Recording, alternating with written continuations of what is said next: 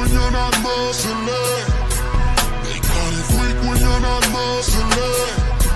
They call it freak when you're not muscling. They call it freak when you're not muscling. They call it freak.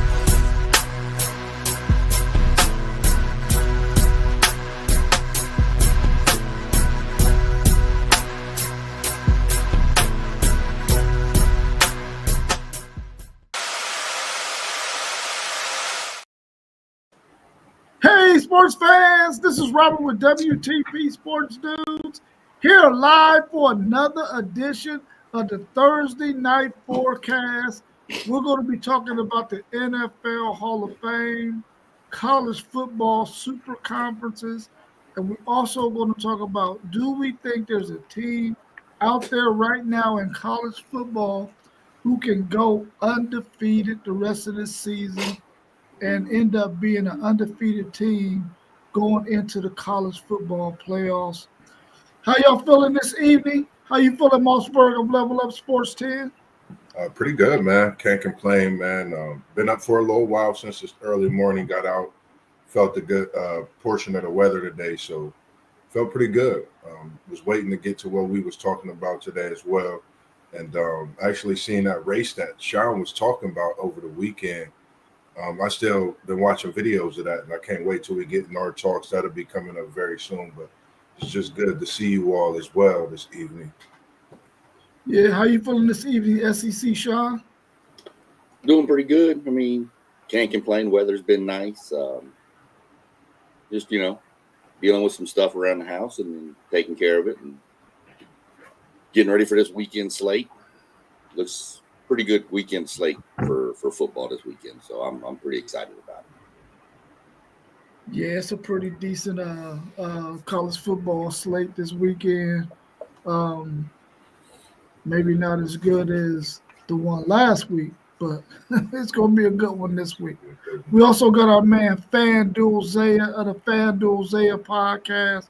How you feeling this evening, FanDuel Zaya? I'm good. What's up with y'all, family? Y'all all right? Yeah, We're good, bro. We're good. Sound like you under the weather a little bit, man. You all right? Nah, I'm film studying right now. Oh, okay. You said you film studying? Yeah. I like it, man. It's good to hear your voice, man, outside of that text as well. Always, man. Well, let's go ahead and get into what we think is going to happen tonight with the 49ers at the Rams. The Rams are favored by 7 in this game, and the over and under is 43.5. I thought it probably would have went up once they decided Brock Purdy wasn't going to play. They got several wide receivers hurt. What's your thoughts on this game? Can the 49ers even make it interesting against that Sean McVay Rams team? I'm going to say no. I'm going with the Rams. I've been looking at it, and when I seen the injuries, before the injuries, I was going with the under, but since the injuries and everybody that's going to be out, I'm taking the Rams plus 7. And I think they can possibly get over, being at home.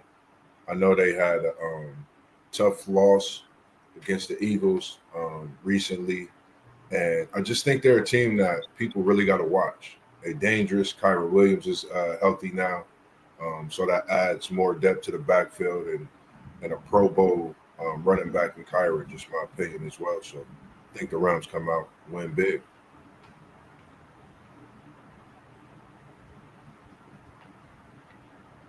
Yeah, I think the 49ers team.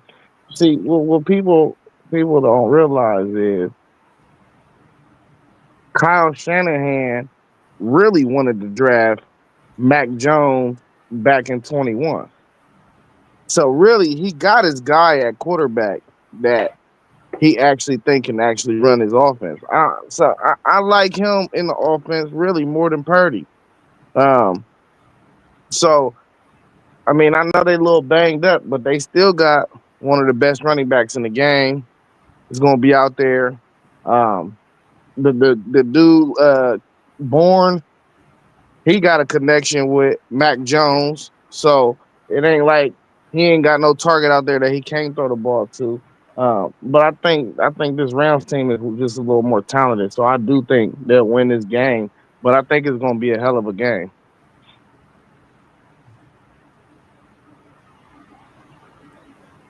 I I, I kind of agree with Zay. Seriously, I think it's going to be closer than 7. Um, I think the Rams win. I don't know about the over under. It's hard to gauge with so many injuries. Um, People making mistakes. It could be so many different things, but I take the Rams. But I probably take Yeah. Oh man. The way the Rams beat up on my Titans, which ain't really saying much, but I just think the Rams got too much offense maybe for the 49ers, especially if the 49ers can't keep up with the Rams offense. I'm gonna take the Rams to beat this game, man. I think they're gonna win by more than 7. I could definitely see it being a double-digit win, 10 or more. So I'm going with the Rams, and I think their offense is just probably going to be a little bit too much for the 49ers in this game tonight.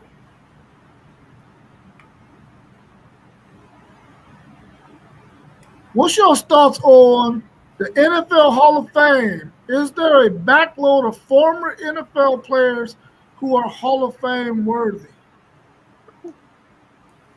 I'll jump on this one for you real quick. I do think there's a backload, but I think you could erase the NFL from the front of that, and you could put MLB, NBA, NHL, and you could say there's a backload of every one of them. Look at some of the guys that aren't in the Baseball Hall of Fame. I mean, so that's why I'm saying. I mean, there's you could name a list. We could go through 20 to 30 people in every sport minimum that should be in the Hall of Fame that aren't. Yeah, I totally agree. I like the fact that you mentioned other sports as well. But with the football, definitely.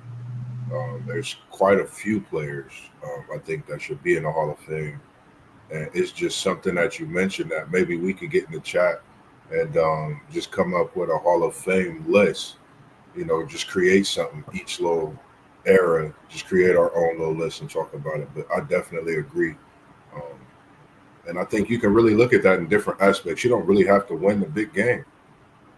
As you can see, it seems like to get into that upper echelon of being in the Hall of Fame, my opinion, one, just thinking NBA, I think, is so many, man, when you think about that. But the NFL, man, it's crazy. I looked at the list, and it's a deep list of players that is well deserving. Yeah, two names I can think of off top is Torrey Holt and Reggie Wayne. Neither one of them guys should not be in the Hall of Fame right now. I don't know what they got going on. It took forever for T.O. to get up in that joint. So, I don't know. It might be a system thing. They might need to switch the system. When you mention names, not to cut you off real quick, WTP, I just thought about Hines Ward and, being a Bengals fan, Ken Anderson. Two notable names that's not in the, Hall of Fame. Like, that's crazy to me. Hines Ward is literally, you talk about Heinz Field. You think of Hines Ward. Ken Anderson changed the franchise in Cincinnati during that era. I mean, it's just, man, that's crazy. And I like what you mentioned, Zay. I think it's players that you can actually take off of the list and put players onto the list.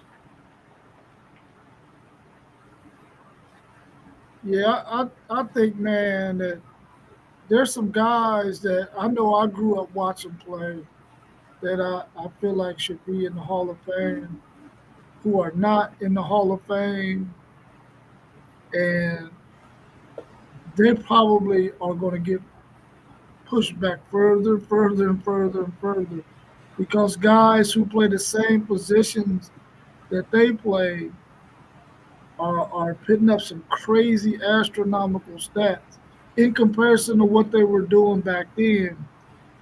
But these guys, I think, are worthy of being able to get into the Hall of Fame, man. But I don't think they're gonna get an opportunity to make it, man.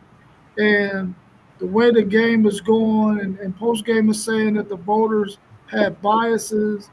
I think all of that is true. I just feel sorry for some of those guys coming up who are going to be on the ballot for the first time, feeling like they should be first ballot Hall of Famers, and they don't end up being first ballot Hall of Famers because it's getting to the point now where it's almost impossible to have a guy be a first ballot Hall of Famer, even though he should be a first ballot Hall of Famer. Yeah. It's because they're so backloaded, man, with guys who deserve to be in the Hall of Fame. I don't know if they're going to increase the number or what, but it's a lot of guys out there, man, that's deserving of being in the Hall of Fame. It may not get their chance for maybe another decade or so. That's something. I don't understand why they wouldn't increase the number to the amount of players they do, and respectively make the event like an all sports type of Hall of Fame in some kind of way. Like I understand how they do it separately each sport. I don't know, just a thought, but yeah, it's something.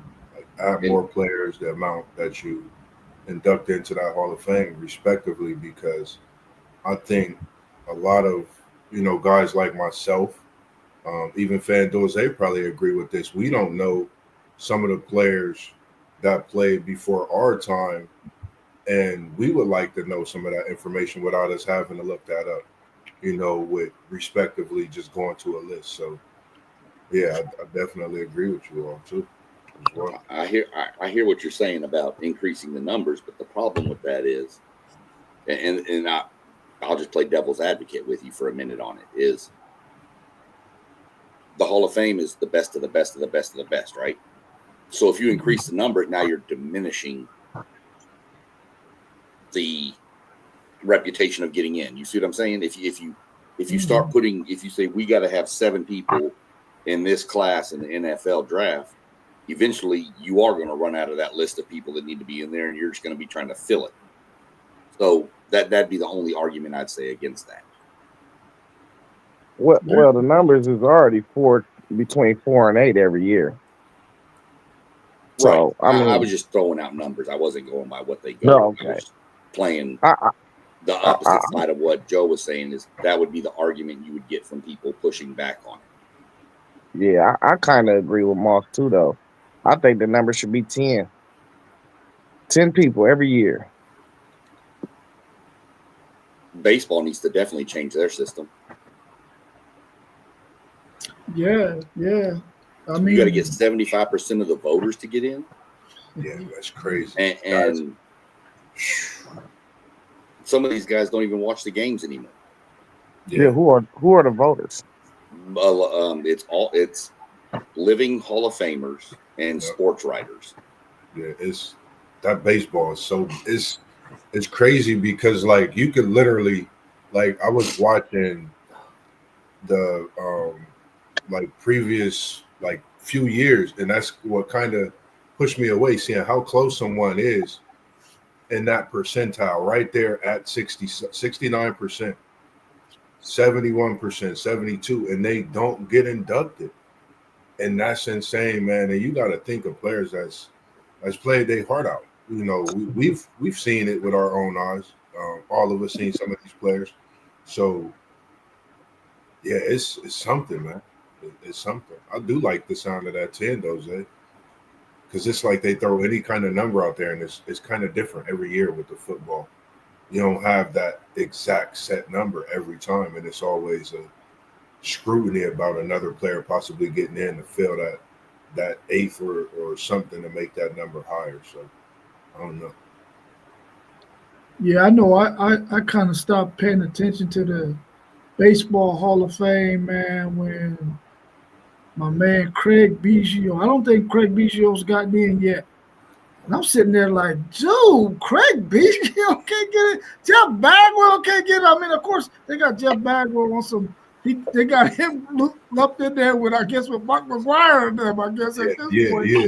But I'm like, dude, for over a decade, them Killer Bees was all that in a bag of chips for the Houston Astros, man. And I'm like, maybe I'm being a homer because I'm an Astros fan, but man, them dudes was lighting it up.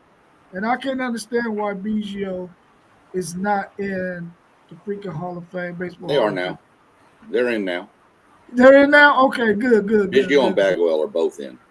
Okay, good. Because I But stopped watching it when they didn't get in those first but couple all times. those dudes in the steroid era they're just not voting for him because of the steroid era. But everybody was doing it. It wasn't just 2 or 3 people.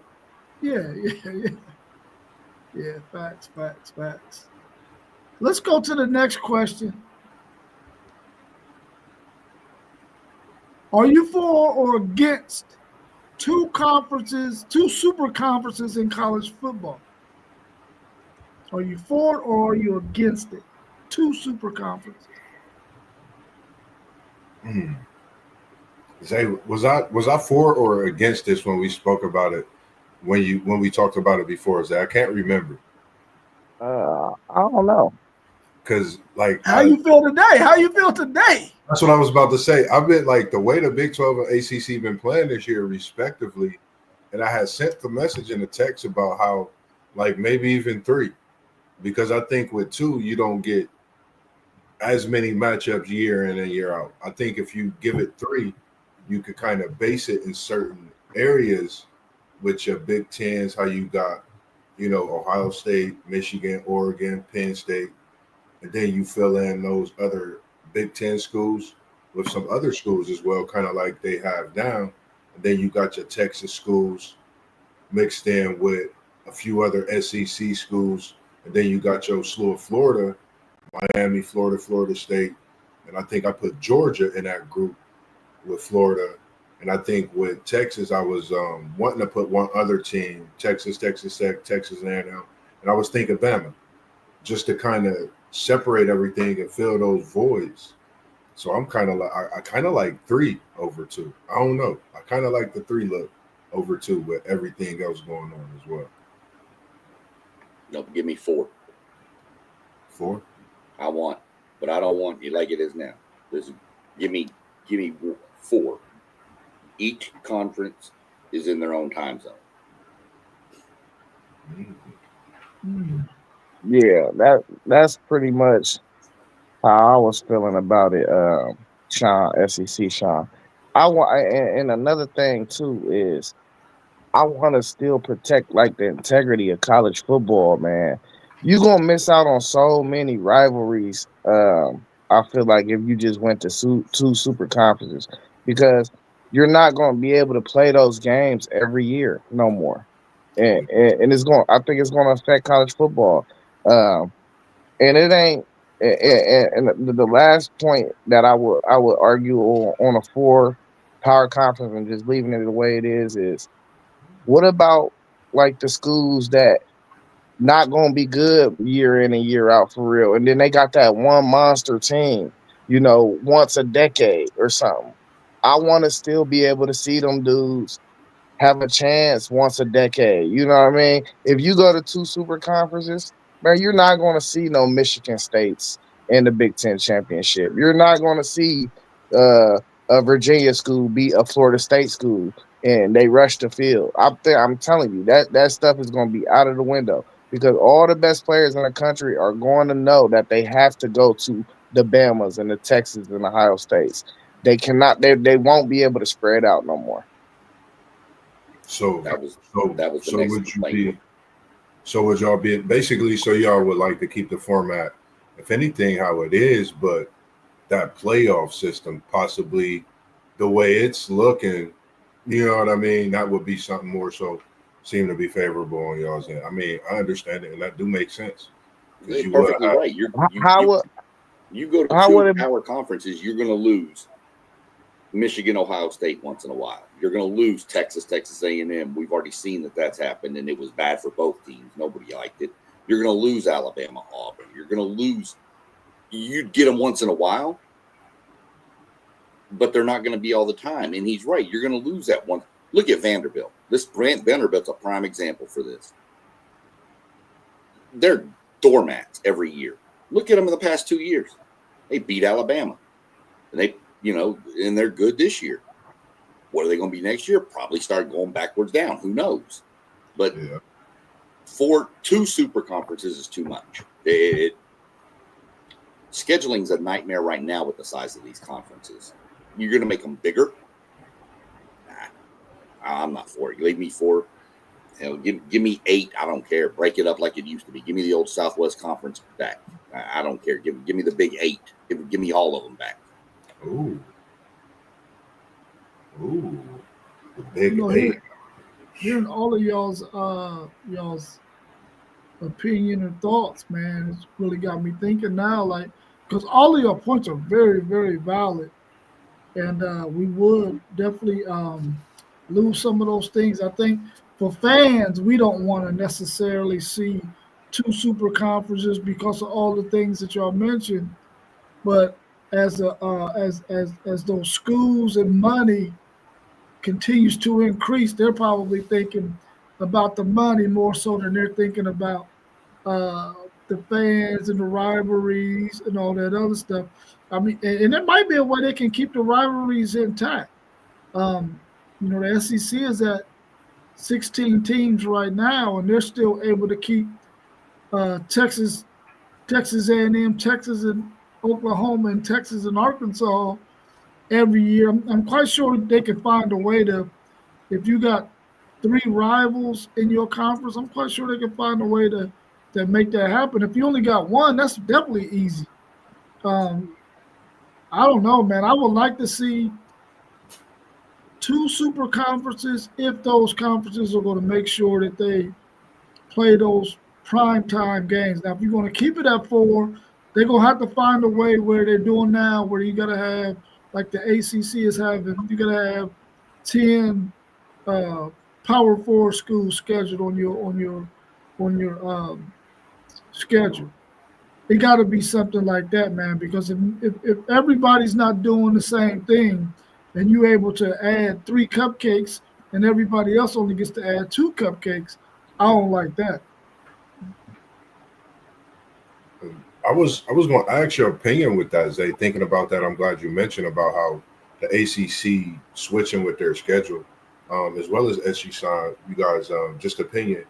Do you think Clemson and Florida State is really looking to make much a move faster with the way that they're switching this conference alignment in the ACC? Will they stay a few more years? What do you think things look like when it comes to the ACC with having those 2 teams still? I mean, because I think it helps, the conference in a way, but I don't know. I don't understand why they would move. Like, it's only been 3 teams that's won the ACC for a long time now, and it's Clemson, Miami, and Florida State.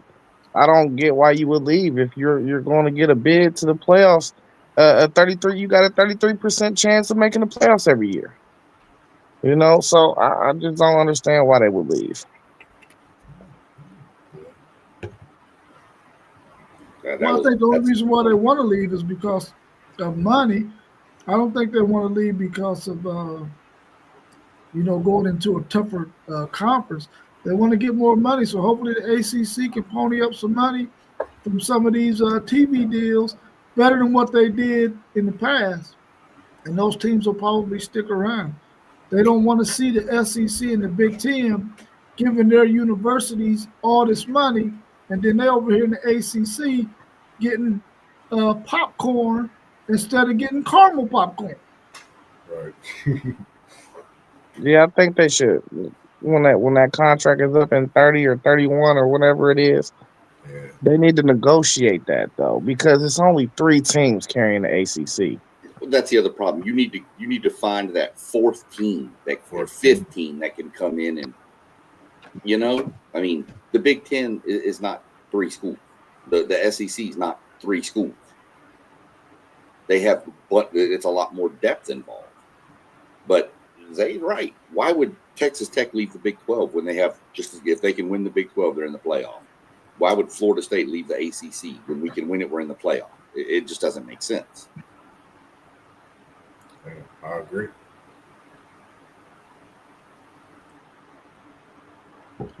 All right, anything else y'all want to add about the 2 super conferences? Well, I want to ask Moss what he meant by it's an advantage. We have an advantage in our conference, or what did you say? Like for what you mean, like the super conference? No, you said you see why we're in the Big Ten. We would want to keep the Big Ten how it is because we have an advantage or something. You said something like that. Oh, I think in a group text, like No, you just said it like 5 minutes ago. no, I said does with Florida State and Clemson, like would it help as far as in them leaving to go to another conference or staying in that conference? Oh no, it was before all that. Never mind. I don't think you remember. I might not be saying it right for you, but Yeah, that's all. No, I think with, I know with what you're talking about, but it's just the way you're saying it. I'll think about it. I'm gonna rewind the stream after we get off, and then I'm gonna ask you in the group chat. I got you. I got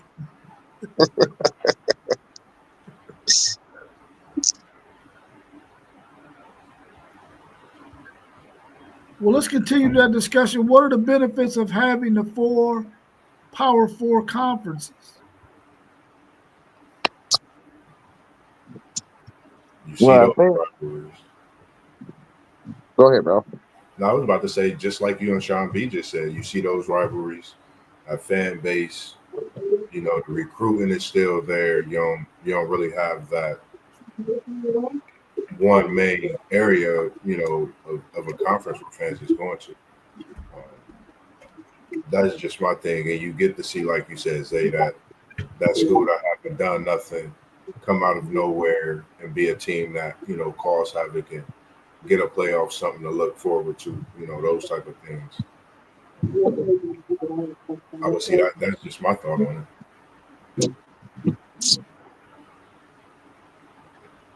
Yeah, I think Sean basically said it. It's really for the most part, it's not nothing too crazy with. But we got a couple crazy locations, but geographically, the conferences are really all in the same area of each other. So travel can start getting real expensive, man.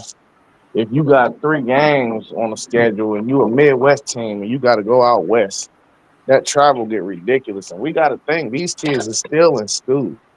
They still in school. They're student athletes still.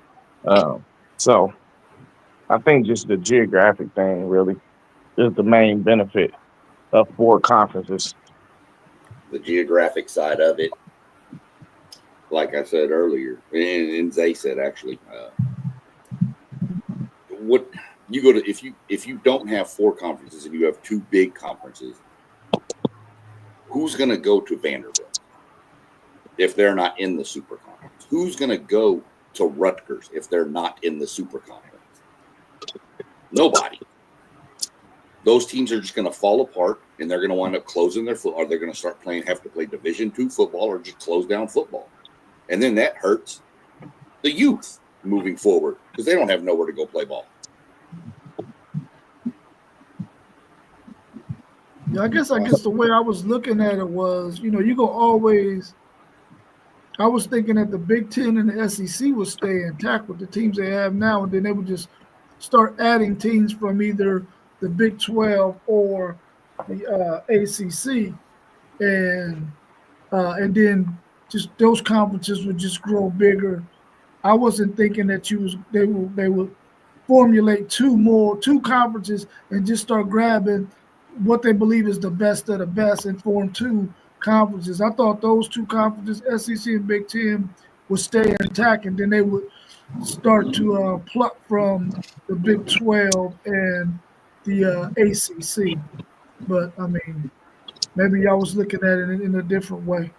And they could, but when you break it down, okay, so obviously, like the SEC, you could say we could replace them and bring Texas Tech in and get rid of Kentucky. Well, Kentucky brings a lot in with basketball. Yeah. So you have to look at both sides. Would you rather have? I'm trying to think of a school. Let's just throw out a Miami. Would you rather have Miami in the Big Ten or Rutgers? You see what I'm saying? So would the Big Ten keep a Rutgers, or would they have to be like, oh, look, we're gonna have 20 teams in the Big Ten and 20 teams in the SEC, but you're gonna want the 20 best in the 20 best, right? You're gonna want the top 40. Is Rutgers a top 40? Probably not. Miami is. Florida State is. Clemson sometimes is. But who goes into the super conference and who stays out is where you got to draw that line. Well, Sean, I think you missing a fundamental element, which is markets. Rutgers is in New York, media market of the one of the top media markets of the world. So they're not in the super conference because they're one of the best programs. They're in the conference because they have the market. And what Rob is saying is how if we did move to 2 super conferences, that's how it's going to be built. The Big Ten and the SEC is going to identify, and let's just throw a number out there. Let's say they're at 16, we're at 18. Let's just say the number is 24. Okay. 24 programs. They will go pluck 8 guys, eight teams, whatever 8 they think best fits the alignment of the SEC. We'll go pluck 6. And what I think would happen is the remaining of them teams from the Big 12 and the ACC have to get together and kind of form like what the Pac-12 is doing now and form a conference. But this is another thing. We were saying who's going to Rutgers? Who's going to go to Rutgers after that? If they did get pushed out, would that can be considered a group of 16 now? Or would they still consider that a power school? And would a lot of these major programs that has to play the 10 games schedule them as one of their cupcake games? You see what I'm saying? Because I got exactly what you're saying, and I didn't look at it as far as media markets, but I get what you're saying with that. But because I get what you're saying. But my whole thought process is, and we'll see in the future, but these teams in the SEC, I don't think they're going to go out and schedule top 5, top 10, top 20 ranked opponents. I think they're going to go play Northwesterns, a power school, but not a high quality power school. Maybe a bit of a tune up, and they're going to live off of, it's still a power school. We still got to go through the gauntlet in the SEC. Right. Yeah, but they know they have to have that one extra Power 4 or Notre Dame on their schedule. Yeah. So, they're going to go schedule Northwestern or, I don't know, somebody out of the Big 12 or something. I don't even know who's terrible over there right now. Kansas State or something. They're going to play somebody they know they can beat, but it solidifies their requirement.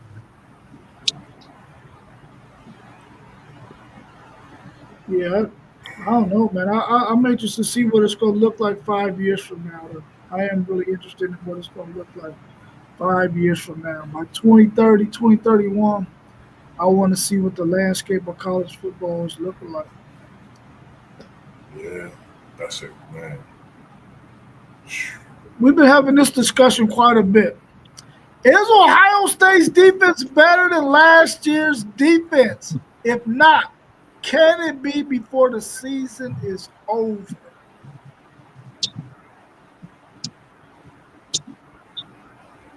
Plug your ears, Nah, man, I think this Buckeyes defense is the real deal. Better than last year's defense. I'm a defensive player myself. I love defense. Regardless of who you play, to average less than 10 points a game going against you, no one to score touchdowns. You name it, they putting in the work. I've watched a lot of footage of this Ohio State team and the mentality of what the coaching staff is doing with these young guys, man. It's hard to say that this defense is not better than last year's. This defense is elite right now, early in the season, and they only gonna get better, man. I can respectively say that. We've seen it with our own eyes. They played one of the best defenses that they still talk about today in Texas. So Ohio State, respectively, the defense is what it is.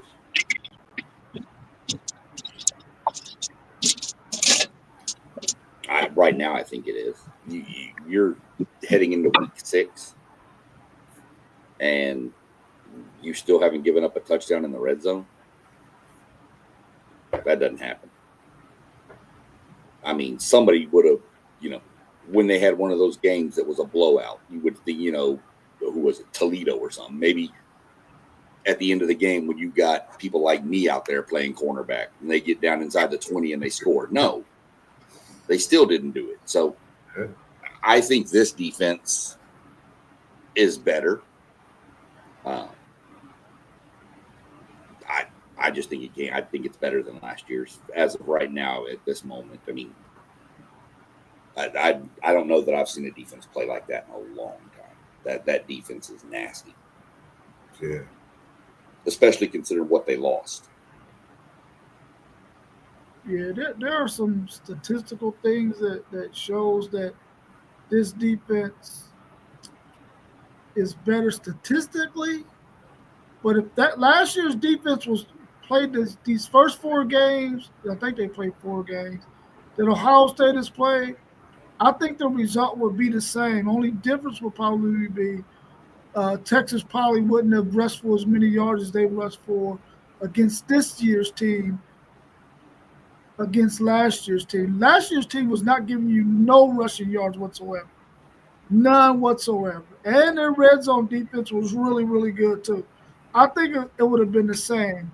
I give last year's team defense the nod simply because I think their run defense is better at this point than this year's is. But that's the only reason why I would say last year's is better, because their run defense.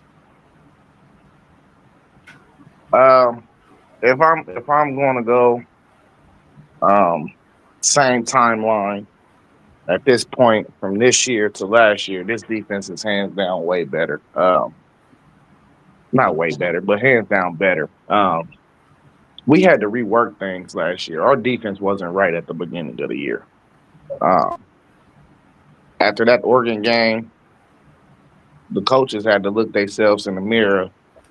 Caleb Downs had to have a talk with Jim Knowles, and they sat down. He said he needed to affect the game more, and that's kind of where y'all seen that Rover package come. That's where it came from. That conversation after that Oregon loss. So Matt Patricia just hit the ground running, and I think it's reasons why this defense is better. Also, like Denzel Burke, for instance, he was getting beat. He got beat and torched a few times last year. We don't have nobody that they can identify in the secondary and just attack them. You want to go at Davis? Davis is a dog. You want to go at Jermaine? Jermaine is a dog. You really don't think one of them are a weakling. And even on the D line, nobody expected Caden Curry. He's on pace to be having Chase Young, Nick and Joey Bosa numbers. He's on pace to have one of the greatest defensive end seasons at Ohio State ever. Like, we gotta understand this is not what he's doing right now is like historically great. He just had 3 sacks in one game. Didn't he take over for Sawyer? Yeah. Sawyer, JT. At the beginning of the year, I didn't even think it was going to compete with what Sawyer put up. I'd be good. Of course, he's at Ohio State. He's a good player, but I didn't expect him to do Jack Sawyer things, and he's blowing past that. Listen, I don't think none of us did. Who was the DB y'all had last year that every time he was on the field had like 19 penalties called against him? That's Davis. Davis Igbenogson. Okay, that's him. Because I've noticed he ain't been getting the flags thrown at him like he did last year, so he's improved his game. That whole defense has just improved. Yeah, well, that's what he came back for. He said he wanted to clean it up and make a bid at being a first-round draft corner. So, and so far, I think he's only been flagged twice. So But another key element too is one specific person. And you seen this last year. We was stuffing people in the red zone all year last year. And there's one common denominator in that, and that's K McDonald. K McDonald in that middle, playing that one tech, is a monster. And he is the center of the defense. And if you just watch, he has torched everybody this season. Nobody has yet to be able to block him.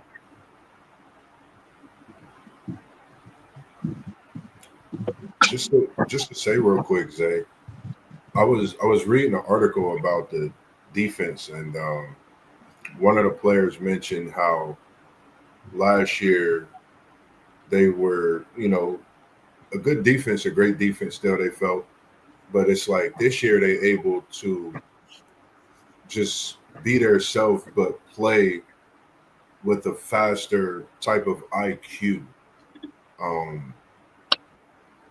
Talk to me about how you see what the differences in that NFL mindset coming to your Buckeyes defense. How much does that play a part, you think, as well? Like, because I talked about it a few weeks ago, seeing some of the schemes, and I thought I seen that the next day on a Sunday, and I actually did from quite a few teams. And what are your thoughts about that? Just having that knowledge in that locker room and on the field.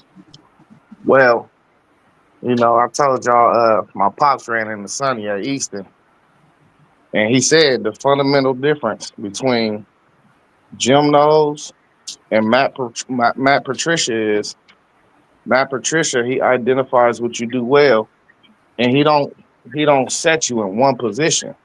So let's just take Arvell Reese for instance. Last year in those defense, you never seen Arvell Reese on the line of scrimmage ever.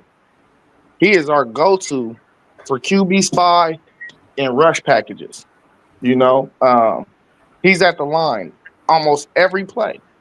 He's not just sitting in the linebacker position. He's more of he looks more like a 3-4 hybrid linebacker that you gonna do some stunts with him. You might spy the quarterback. I mean, he drops back in coverages from time to time, but Matt Patricia just unleashing him, and even Caleb Downs. Caleb Downs played the rover a lot. You see Caleb Downs everywhere. You might see him as the outside corner at times. Matt Patricia, he's just doing a real good job of putting people in positions that they can win at, man. And I didn't see this complexity in the defense last year. This defense is real complex, but it's simple though. And it's so complex and simple at the same time. It's letting our guys play fast. It's not too much thinking going on. And it's something you mentioned, and it's good that you've seen that Downs play that corner a couple times, because I've seen him play a couple times that he played this year. And with his IQ, like you said, Patricia gives them the ability to excel. He's identifying their strengths. He noticed that Downs could shut down the whole side of the field. So why not put him over there with his mind and his IQ to literally be able to shut down everything that receiver's trying to do? His coverage speed, I mean, you name it. And I noticed that. And I was like, he literally played off, but still shut everything down to where the receiver couldn't even run his route. The receiver literally had to stop in the middle of his route. So I'm glad you noticed that. And man, that's special to have in your locker room, man. I think that's what definitely changes this defense and takes them to the next level as well. Anything else y'all want to add about Ohio State's defense? It's only getting better, man. So only way you could possibly get them is on the day off, and they don't take those. Only day off they take is when they're able to have a family meeting, and I guess they eating time on Sundays, because that's what it looked like so far this season. That Ohio State defense looked like the haunted house I don't want to enter. I'm sitting at the crib. They play lights out, that's for sure. Out of all the teams that are undefeated in college football right now, and I know before the season started, and even last year, we said we don't believe there will be any more undefeated national champions. Do you think there will be an undefeated team going into the college football playoffs this year, like we had with Oregon last year? Yes, because I don't see Oregon losing a game in the regular season or Ohio State. One of them will have a loss in the Big Ten title, and the other one will be undefeated. That's the only two schools I see going undefeated right now. I don't see anybody in the SEC coming out undefeated. No. I mean, Mississippi might, but I mean, I don't see A&M going out undefeated. I don't see Oklahoma going undefeated. So, Yeah, I mean, respectively, we just talked about the defense. I got to put Ohio State up there and Oregon. I mean, Oregon don't play Ohio State. Ohio State, got a rivalry at the end of the season, but regardless of what we're talking about when it comes to that, we're talking about undefeated, and I think these are two teams. And respectively, going into this rivalry this weekend, Miami's undefeated right now. The odds is against us. Respectively, you got to talk about them. You got to talk about Georgia Tech's possibilities in the ACC. So, I mean, we definitely, of course, Nose Nation looking to get the win this weekend, but I would say Ohio State, Oregon, Miami, and Georgia Tech is teams that you would talk about when it comes to that. Yeah, I think the Big Ten can possibly have an undefeated team come out. And I think if Miami can win this week, they could be the second team. And then the third team, Texas Tech, I think will come out undefeated as well. But it's real possible we could see 3 undefeated teams in the playoffs this year. Yeah, I forgot about Texas Tech. I definitely think Oregon can because they have, I think, one more possible game they could have some competition in, but I think the rest they should win. They're probably going to be favored in all of them. And I believe that Ohio State can also be undefeated going into the college football.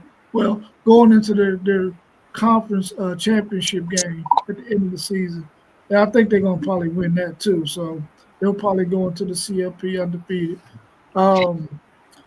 I had Clemson at the beginning of the season. I thought they had the schedule to go undefeated this year and make it to their conference championship game. But we all know how that went. I think if Miami, like FanDuel said, if they can get past Florida State, I think they can go undefeated in the ACC. And of course, I agree with him on Texas Tech. I don't see anybody in the Big 12 beating Texas Tech. I don't, unless they get a slew of injuries, quarterback or somebody major like that. I don't see anybody in the Big 12 beating them. They may have the easiest possibility of going undefeated. Actually, played Tech for so many years in the Big 12 and in the old Southwest Conference. Tech's always good to slip up one game though. Who they play on the road? Who they play on the road the next couple of weeks? Do they got BYU and Pavilion? I mean, look, I know they're at Houston this weekend. Both undefeated, by the way. This the trap game. This the trap game. That's what it was. I don't mean to interrupt, but Houston is a scary team. I watched Houston earlier this season, and I know nobody's Lamar Jackson, but Houston, they reminded me of that Louisville team that had Lamar Jackson, the way they spread that ball out on the offense, that had that running attack. So I think this is a trap game for Texas Tech. I know we've been speaking on them. So I'm going to take Houston, and I'm going to pick Houston on this one, Zay. I'm going to throw this one out there early since we're talking about it. Houston in the upset at home. Right. So if you want to know, Houston's on the road, or Tech's on the road at Houston. They're home for Kansas.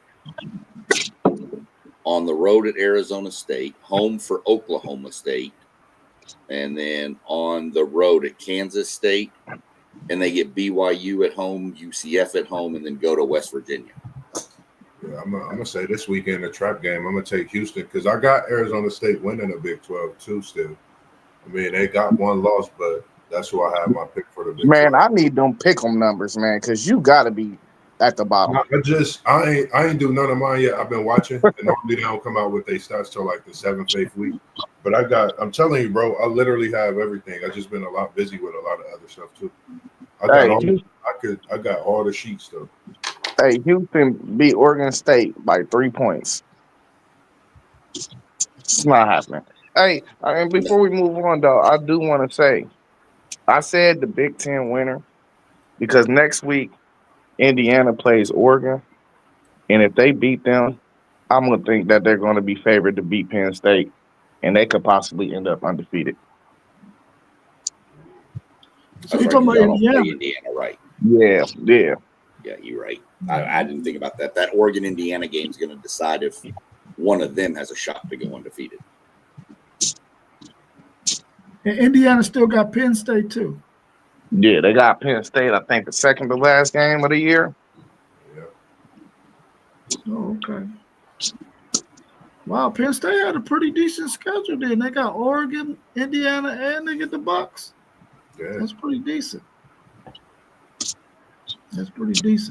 Parlay Poe, Blitzberg said Texas Tech's O-line and D-line is too much for those teams in the Big 12. It's going to be too much for Houston, too. Yeah, that's a SEC Big Ten front on both sides. Yep. Literally, like a major SEC. Yeah, Big Ten. They're big. They're fast. They're physical. It's something Texas Tech's not used to having. They're used to that finesse, offense and stuff. But man, Joey McGuire said, "Nah, we got to fix the trenches," and so they did. And boy, did they! Yeah. Yep. Anything else y'all want to go into? We coming right up on a little bit past 50 minutes. We want to try to go at least an hour. Anything else y'all want to talk about? I'll tell you, the Cubs knocked out the Padres. Oh, okay. The Guardians were eliminated. And you said your boy Matt Jones had a connection. He already starting off. He haven't missed a pass. 49ers up 7-0. He got a touchdown and he got plus 77 yards already. So, yep. I mean, he's starting off in a great way for San Francisco. Yeah, I want to talk about the CSC, man, in that article I sent. In the what? The CSC, that article was kind of explosive to me, They approved over what? I want to say it was 332. Was it? No, it was like, might have been $30 million worth of NIL deals. They turned down 332, got sent back. But the reason why I sent that is because collectives certain collectives have came out and said that they've been playing the gray area with the CSC, and they've been getting deals through, basically saying they've been cheating the NIL system. So that's why I had sent that article, because I thought it was real crazy when I was reading it, and they got 4 employees to go through every NIL offer that is coming through. There's no way we're getting it right with that. No way. There's no way. Now they're creating this snitch hotline, and they basically want these coaches to tell on other coaches. Kid come to your campus, he ready to commit, but he get that offer at the last minute. They want you to call that hotline. Come on, man. I mean, it's college football. If you ain't cheating, you ain't trying. You ain't been that way since, go back Eric Dickerson with his little gold Trans Am that Texas A&M gave him. Still went to SMU. Still with the SMU. Man, they need to open up a call center, hire about 40 more people. Before guys going through, let me read the numbers, man. Hold on. Yeah, when I was looking at the article, I was like, how would you have 4 people? You talking about nil? That's a lot of money. That's a lot of paperwork. That's a lot to go through, man. Like, I drink coffee. They gonna need beyond coffee to stay up reading them articles and sifting through all that, man. That's insane. Like, so they cleared $35 million Over 6,000 deals has been cleared, but it's over 8,000 total deals in the system on just under 33,000 athletes have been registered. Agents have been registered. And they said the total value of the deals in the system is 80 million. And this has all been approved by 4 people though. You know, I'm real curious of what the background of these people are too. I wonder if they got any ties to some of these conferences. You know, They I'm gonna better have to not. do more. Yeah, I'm gonna have to do some research. I need to find out who these 4 people is. You don't have to. They got ties to something because I mean they got to have degrees in something. That's a fact. So Yeah. We. I I mean, unless you got them from like all from the Ivy League, maybe they would have no ties to any of the big conferences. But that'd be that get somebody from Ohio State and A&M and Florida State and Texas on that board, and they're going to be some people pretty pissed off. There's some real pissed off people out there. You think? Just a thought to throw out there with the NBA preseason, you know, happening tonight, tomorrow. Anything you looking forward to this season? As far as in the NBA, I know we're gonna start talking about that soon. Just anything to think about or look about. Yeah, man, I'm looking forward to LeBron James's contract expiring. You know, Listen, when you say LeBron James, you got to put something in the middle of the LeBron and the James. 2 letters, 2 words. LeBron the GOAT James. Man, see, He's the GOAT. I think you a fan though. Zay, it was funny because that night we was texting. I think I said, Zay, I think I'm about to wake Unc up, and I said something about Brown, and he came through in the text, and we started going, man. So that's definitely a way to get Unc coming through in the text on the late night side. But I'm definitely looking forward to the same thing. Seeing a few players come back. De'Aaron Fox from his injury, Wembayama. He's coming back this year. Be good to see him playing. Kevin Durant over in Houston, man. I really want to see what this Houston team going to look like, even though well wishes to Van Fleet and his torn ACL injury that he's going to have. And I seen footage of him waking up out of his surgery about them winning the finals, which was crazy, getting his ring and all that. So who knows what the thoughts is and what the talk is around the NBA. It's going to be good to see them. Luka, LeBron, Anthony Edwards, the whole nine, man. I'm definitely looking forward man, what about Jason Tatum already doing basketball drills and workouts and moves, bro? Yeah, Is he a robot? Yeah. Man, is he a robot or not, bro? Just towards Achilles, bro. Yeah, I seen him out there working too, bro. He looking. Man, hey, they don't create these dudes the same no more, man. That's different, bro. Achilles, you out at least a year. Yep. For him to be on the court is major. I'm starting to think they shouldn't have broke up that team, man, if he was going to come back like this. It looked like he could play possibly by December. Christmas Day. I was thinking the second half same of the thing. season he could have played. Huh? He could have probably at least popped in second half of the season, January, right around there. Yeah, listen, if it was up to me, I would wait until about February. But he looked like he on pace to touch the floor December. Right. Like the video I seen and him working out, I mean, he going 80%, I ain't saying he 100, but he going 80% though. Yeah. Just I don't know, basketball's down for me right now. That's my down sport. My team's terrible. Who you like? The team that got rid of one of the best players in the league. Oh, you a Maverick fan? Yep. Thank you, my brother. I appreciate y'all. You know what I mean? Tell me. The future is bright for me over here. Right. Yeah. So, but it's whatever. That's all right. I watch more hockey than I do basketball anyway. That's a good one too. Good to see Hey, you. How what's you up with feeling you? post game? How I you got feeling season. post game? Hey man, absolutely great show, fellas.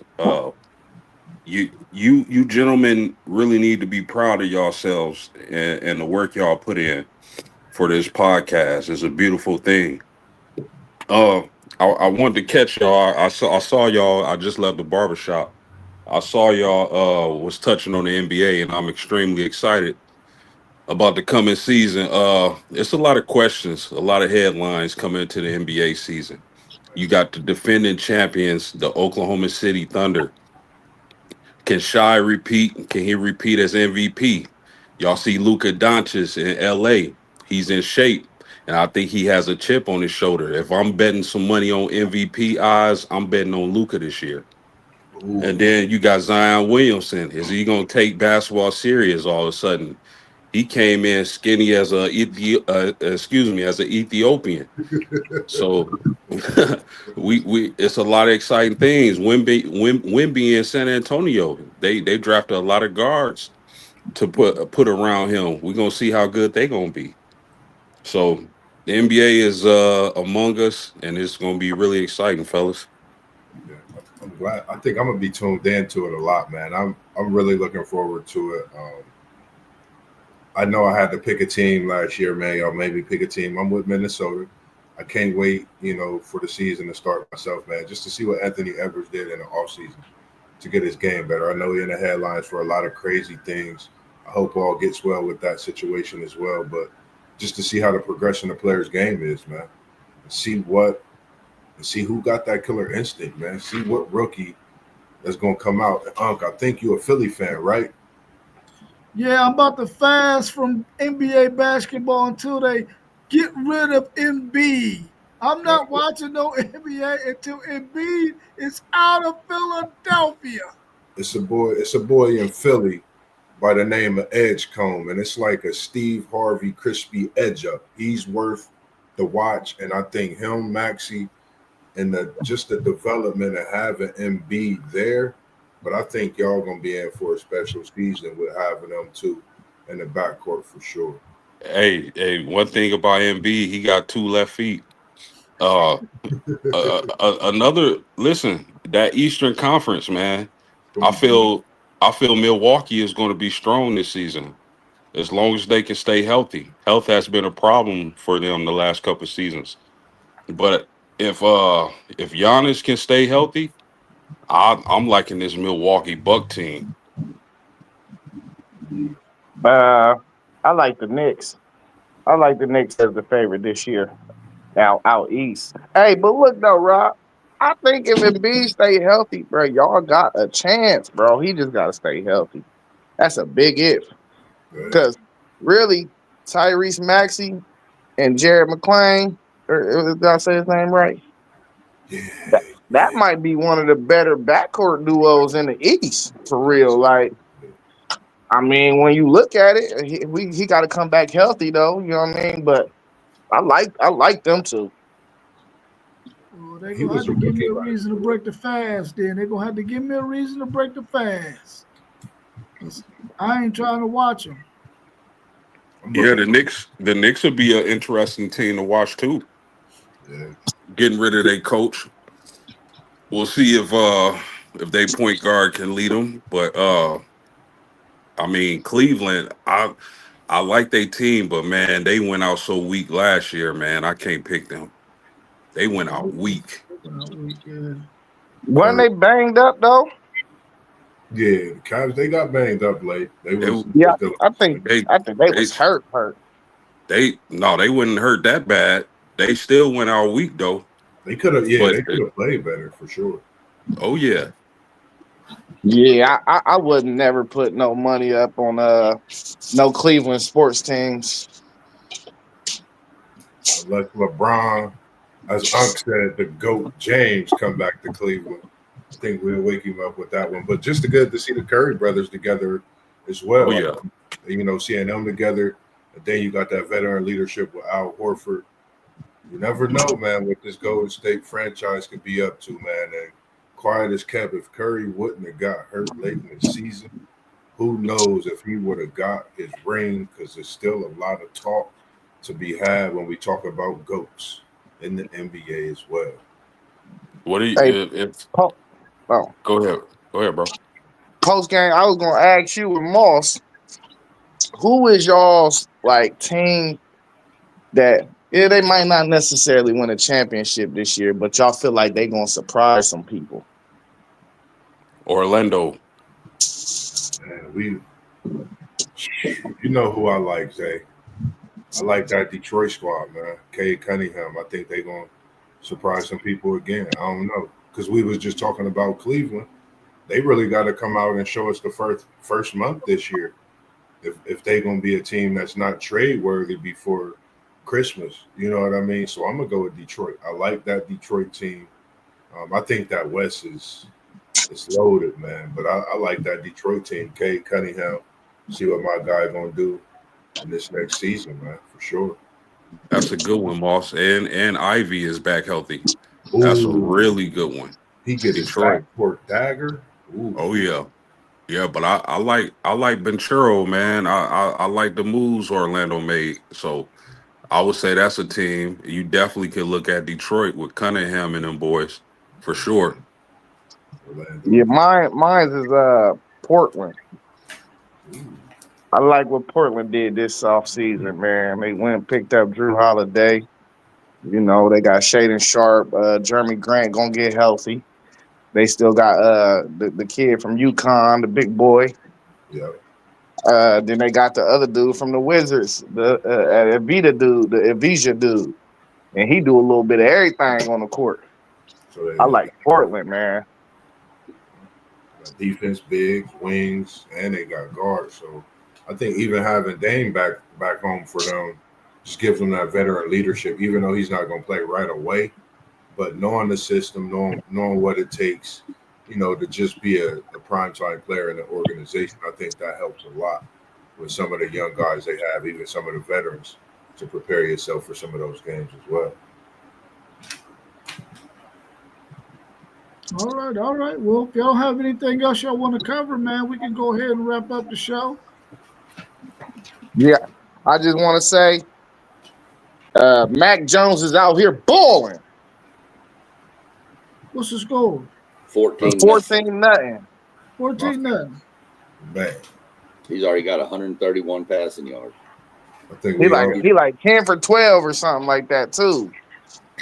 Yeah, 11 for 13. Yeah. 11 for 13. Yeah, he out here balling. Yeah. Man, the NFL was crazy, bro. Yeah, the NFL Facts. It's like insane. So unpredictable. it's so unpredictable, man. It's so Yeah. unpredictable. I mean, I'm trying to tell y'all though, that's Kyle Shanahan's guy. He really wanted to draft him, bro. He really wanted to take him over Trey Lance. yeah. Ownership kind of forced that hand, I think. Kyle Shanahan, that's a Texas boy right there. Man, y'all ain't even started yet, Zay. I'm surprised y'all ain't been going at it today yet. You know, he was smiling, so I don't know if he got that one off on you. Oh no, we went at it in the chat earlier, you know. We got it out. We got it out for the day. Hey man, why you wasn't at work today, bro? I scrolled. My lady had something to do. I had to be on daddy duties. Oh, okay. I pull up and I'm like, dang, man, the other whip is here. It ain't even him. Any NASCAR going on this weekend, Sean? I haven't checked. I was telling, who was I telling this to the other day? Maybe you. I don't even remember now. That's the longest season in all sports. They start the Sunday after the Super Bowl and they end the second week of November, and they go every weekend except for Easter Sunday, and that's the only weekend they take off. Yeah, 36 weeks. Man, I remember when we was talking about it, and then I watched the race that you sent, and just, man, that was just a classic ending. I had watched like a condensed version of it, it's definitely special. And like I said, we're gonna definitely get that on here for the people too. Yeah, tonight is, this Sunday is the final race of the round of 12 in the playoffs. So after Sunday, there'll be 8 people left in the playoffs. But like I said, it's different than any other sport. There's only 8 cars that are left in the playoffs, but all 36 other cars are still on the track racing. Yeah. So How do they determine pole position, Sean? Speed. Go out, run 1 lap. Yeah. 1 lap, fastest 1 lap wins. Yeah. Gets the pole. But then That's if you win crazy. the pole, if you win the pole and you go out and then adjust on your car a little bit and they don't like it, they put you at the back of the pack. Oh, wait, Yeah, say that one more time. Say that again. So if you win the pole, let's say you they go out and they'll do qualifying on Saturday. So they do qualifying and then I win the pole position. But something's not exactly right with my car, so I tinker with it after qualifying. No, that's against the rules, brother. You at the back of the pack now. Oh, So now you go from starting first to starting last. Yeah. So do you got to get behind all the non-qualified? Everybody. Everybody. Oh. We need to set up a discussion, and I'll go through and tell you, and you'll freak how it works. People don't understand. They think it's a boring sport because it's cars turning. First off, I love cars. I love cars. I'm a big old school muscle car guy. The Hemi, the Charger, the Chevelles, all the big American the Mustang, the muscle cars of the old days. And I like the horsepower. The videos. I've showed Moss a video when we was at the race down in Bristol, Tennessee, and it's one of the loudest things you'll ever hear. Me and my wife are sitting next to each other, and we can't talk. These cars are going around. People don't understand. I tell people to get out on the interstate, and I want you to go at 65 miles an hour, or 60 miles an hour. Better example, 60 miles an hour, and I want you to be 3 inches away from each other. But then I want you to accelerate to 180 miles an hour and do it. And pass them. Yeah. It's crazy. We about to talk about that. Racing. Go ahead, bro. I was about to say, I'm going to get in the checks, and me and Sean going to talk about it so I could try to get that. We can get that talks on, because I just got caught up in the other one with another one that I'm about to have as well. But I want to get yours first so we can get that NASCAR out there, because like I said, if I'm telling y'all, man, download that app. I'm gonna send it back to you guys in a group. It's definitely worth having it. It's my first the other time thing with it. Yeah, I mean, it's the one sport that gives you the most fan interaction with your own with the drivers. Every race, if you went to every race, you could meet every driver. You could walk through the garage, talk to them, shake their hands. They sign autographs. The app he's talking about is the NASCAR app. You get it, you go through all the steps, you follow it all year long. You do fantasy racing teams and all this, and answer questions and do all this throughout the whole year, and you get points. When you get to 5,000 points, you get 2 free tickets to a race. I'm at 9,900 points right now. So you get 2 tickets to a race. 2 tickets? I could get, I get 2, and then my wife gets 2. Oh, okay. So we can go to 2 races for free every year. And to be honest, 2 hours up the road is a racetrack. Brooklyn, Michigan. Oh. Indianapolis Motor Speedway. They're talking about coming back to Kentucky Speedway, right south of Cincinnati. Is there one in Charlotte? Yeah, that's where they're racing this weekend. Oh, okay. I've seen that. I put a little description on my page about this weekend's race. It's at the Charlotte Roval, which is a road course and an oval all in one. Yeah. But I put the description out there on my page that I made up the other night. Cool. But yeah, it takes a lot more to get into it and figure out how the points and the playoffs and all that stuff works, because there's so much in depth to it. But that little app, man, if you followed through that app and did everything like you were supposed to, you'd be able to go to a race for free every year. Plus, it's the only sporting event that you can take your own cooler, your own beer, and your own food in. What? You know them fried chicken wings before the game that you make, Zay? Them ribs, you can take them into the NASCAR event and chug your beers. Yep. Oh, that's crazy. Yeah. I told y'all I'm gonna go to a race, bro. That's on my bucket list. If you go, you will be hooked. Yeah, I'm telling you, bro, it is an event. It is not a race. It is an event. You get there about 3 hours before the race.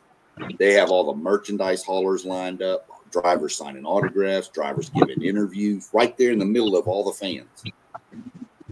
Yeah, I'm definitely gonna slide to one of them.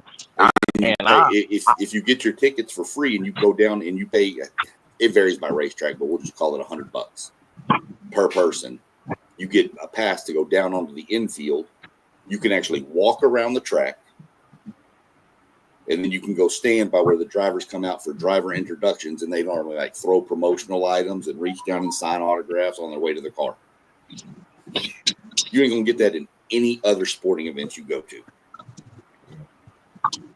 That's dope. That's dope. It's all right, well, we crazy. definitely gonna have to get that show, man, because I'm interested. I'm intrigued by everything you're saying, and I want to learn more about it, man, so I can have a vested interest in it at some point. Well, I won't be on Saturday. Okay. I'll be on a flight to Arkansas Saturday, so Okay. I got to head down there to go help my mom out with my dad being on hospice care. I got to give her a hand with the property. So I'm going to head down there Saturday. But if y'all get something if we throw in something tomorrow, somebody throw me out, let me know. Y'all want to get on here and talk NASCAR tomorrow, we can. I don't care.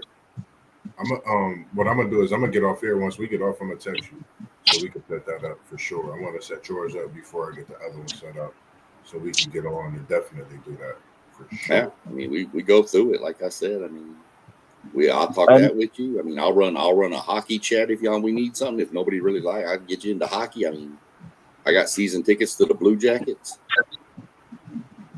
Yeah, so definitely. Okay. Whatever y'all want. Whatever we need to do to fill time and make this thing work, let's go. Cool. Prayers for your family too. Thank you. Yes, sir. Yes, sir, for sure. I had to get that early flight. That's why I won't be on, because I got to be sure I land before games kick off. I know that's right.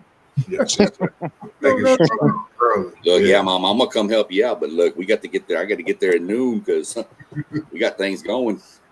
Right. I got to squeeze in a nap before a 6:30 A&M game. You know, I got to get a nap in. Yeah, I feel you. Well, y'all have a good rest of y'all's evening, man. I'm glad we was able to get this stream in. If we can make something pop tomorrow, let's put it out there in the chat, man. Let everybody know so we can try to do something tomorrow. Because the games tomorrow are whack too. Yes, sir. Indeed. Yeah. Then I do gotta work tomorrow evening, so he probably streamed the football Friday night, but it'll be on the City League TV channel. I was gonna do it on our channel, but he's gonna do it on the City League TV channel. Outside of that, we'll try to even though I gotta work, we might try to do that early, Sean. We'll try to set that up early in the morning, 9 or 10 o'clock. So we'll get in the text and we'll chop it up about that. Then this weekend, we can set go ahead. I'm sorry. Sure. We can set something up for sure. We work out a time, make something work.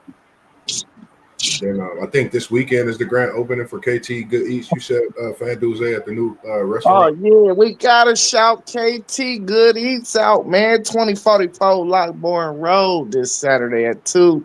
If you're not there at 2, you might miss all the food because it's gonna be open until it's sold out. Right across the street from Doghouse Pizza, if y'all know about it, man.